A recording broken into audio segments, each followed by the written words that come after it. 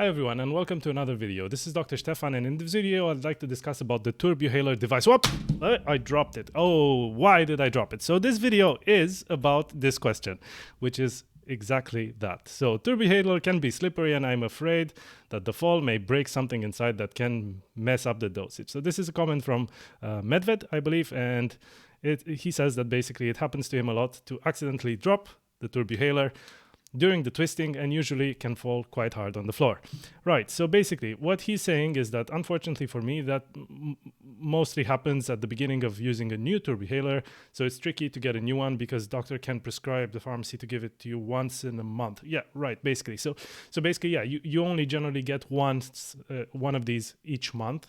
If you want more, if you've dropped it, if you're worried about it, you probably won't be able to get a replacement reimbursed by the state's insurer or something like that. So 2 times I felt something is wrong. So the first time I stopped using it to get myself a new one. Luckily it was at the end. This time it fell during the first dose, and I don't know, is it me imagining stuff or there is really some internal damage happening during the impact with the floor. So dust is not visible and does not have a taste, so I can't be sure. By the outside look, nothing has changed. I don't think the pharmacist can help me in that case. So basically, this is a great comment because, you know, these little things happen with medical devices such as inhalers. You may drop them. This is a fairly common thing.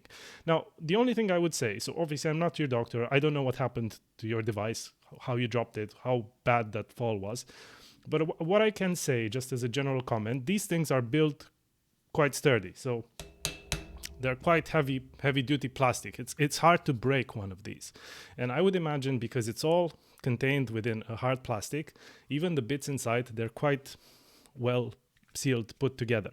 So that means that probably even a fairly strong shock wouldn't just destroy the inhaler. And if it's all working well, if you can twist it, if you twist it back and hear a click, if all these things seem okay, if your condition is continuing to be under control, you still maybe feel some effect if you continue to use the device as instructed, if the little dose counter still keeps going down after a while. But be mindful, because with the Symbicort, the dose counter doesn't move in units of 1. So it does, for example, on this one, it moves in units of 20. So it might take a while until you may spot whether it's working well or not. But I would say overall, if it doesn't look obviously broken, if it still operates well, the click goes well, you can inhale from it, I would say that's probably not a problem.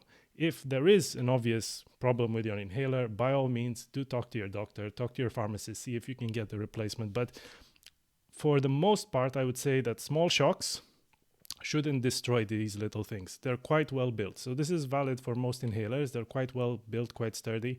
So I don't think it would be a major issue.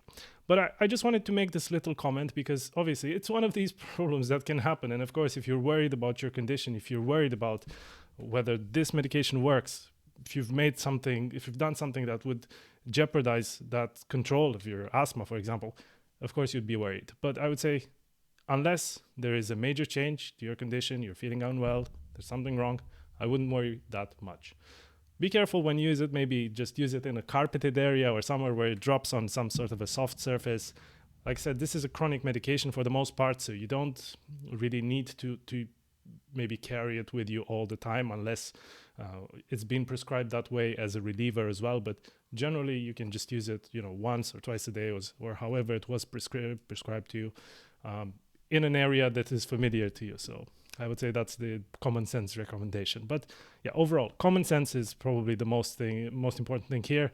If you drop it, if it looks damaged, cracked, broken, yeah, by all means get a replacement. If not, it's probably okay.